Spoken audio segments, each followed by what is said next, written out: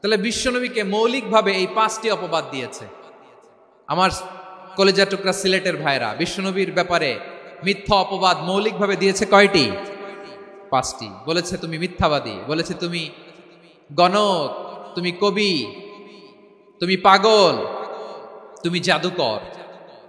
বিশ্বনবীকে যে এই 5টি অপবাদ দেয়া হলো, আল্লাহ তাআলা এটা সহ্য করেননি। এই 5টি অপবাদের বিপরীতে আল্লাহ তাআলা বিশ্বনবীর 5টি চমৎকার বৈশিষ্ট্য উল্লেখ করে সূরাতুল আহজাবের 2টি আয়াত নাজিল করেছেন। আওয়াজ করে পড়েন আল্লাহু আকবার।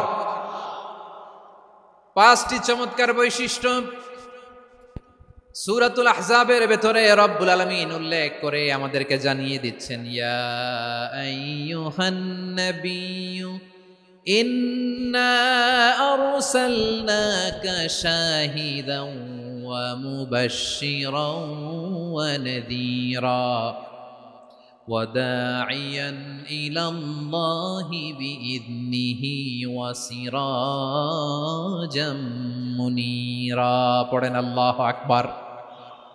রব্বুল আলামিন ডেকে বলেন, ও নবী, নিশ্চয় আমি আপনাকে সাক্ষ্যদাতা রূপে প্রেরণ করেছি, সুসংবাদদাতা রূপে প্রেরণ করেছি, সতর্ককারী রূপে প্রেরণ করেছি, আল্লাহর দিকে আহ্বানকারী রূপে প্রেরণ করেছি, আর আলো দানকারী চেরাগ রূপে, প্রদীপ রূপে প্রেরণ করেছি। পড়েন সুবহানাল্লাহ।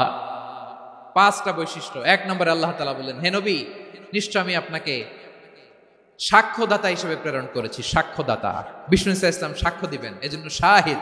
শাহিদ মানে সাক্ষ্যদাতা। আওয়াজ করে বলুন, শাহিদ মানে কি? তিনি সাক্ষ্য দিবেন। মুবাশশির, 2 নম্বর বৈশিষ্ট্য হচ্ছে তিনি মুবাশশির। মুবাশশিরুম বিরাহমাতিল্লাহি ওয়া বিল জান্নাহ, তিনি আল্লাহর রহমতের সুসংবাদ দেন, তিনি আল্লাহর জান্নাতের সুসংবাদ দেন। সুবহানাল্লাহ পড়েন। 3 নম্বর বৈশিষ্ট্য হচ্ছে নাযীর, তিনি সতর্ককারী, ওয়ার্নার, তিনি সাবধান করতে এসেছেন, রিমাইন্ডার দিতে এসেছেন যে আল্লাহর পথে যদি না চলো, শিরকি কাজ যদি না থামাও, তাহলে এমন আযাব আসবে আল্লাহর পাকড়াও থেকে তুমি বাঁচতে পারবে না।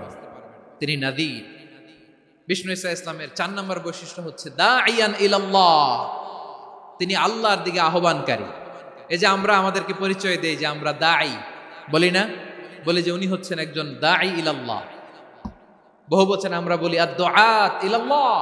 এটা কোরআনের এই আয়াত থেকে এসেছে। সুবহানাল্লাহ পড়েন। ওয়া দাঈয়ান ইলাল্লাহি বিইذনিহি, আল্লাহর আদেশে বিষ্ণু ইসা ইসলাম আল্লাহর দিকে মানুষকে ডাকেন।